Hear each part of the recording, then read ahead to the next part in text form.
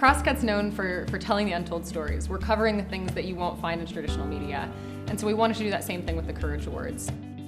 The 2015 Courage Awards celebrate a group of people who are remarkable for their work because they have all taken up causes that have been given up for lost.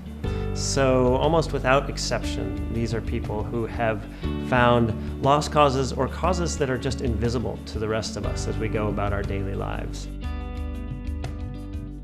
Our winner in business is Taylor Hong, who owns and runs the local Pho Cycle cafes.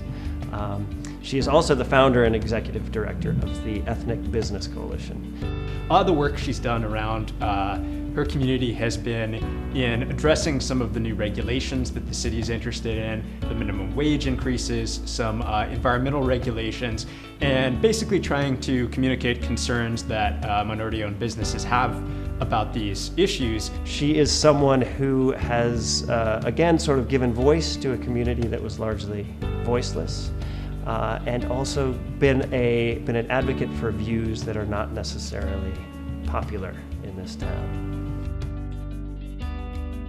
Our award winner for public service this year is Karen Andrews. She's the principal of Interagency Academy, which is a network of public high schools around the city that take on the toughest kids in town. These are the kids that the rest of the school system has given up on.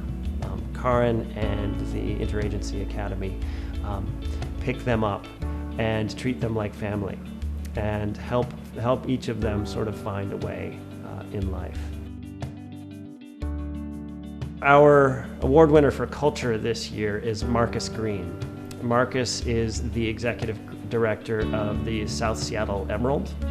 It serves a community that oftentimes doesn't make into the news except when talking about, oftentimes death. And Marcus's approach is he wants to talk about life in the Rainier Valley. Marcus is somebody who has jumped in with both feet, using very little in the way of resources, and created what is an incredibly valuable community resource. The Lifetime Achievement Award goes to someone who has literally dedicated an entire lifetime, an entire career to forwarding a cause that's going to make a huge difference for their community, for the city at large, for the region.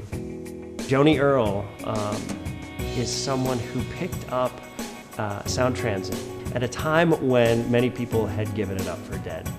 Joni picked that thing up, dusted it off, streamlined this agency, and got it back on track.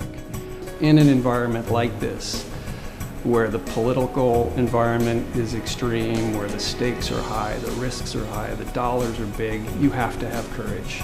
You have to be comfortable with conflict and be willing to sit down with very difficult issues, with people who often don't agree with you, and work through that stuff. And I've never seen anybody do that as skillfully as Joni. The way that she was able to sort of bring people to that table and actually get this thing moving again and push it forward were really staggering. And I think we're going to be thanking her for years and years to come. So many of the nominees that we looked at this year not only took controversial stands, they took controversial stands that gained them no recognition, that gained them no fame, that were just tough, frustrating stands that they worked on for years and years and years to see them come to fruition. I think many of these people are probably pretty uncomfortable getting this recognition today, but without exception, they're doing incredible work for the communities that they serve. Our region, our city are better places for them.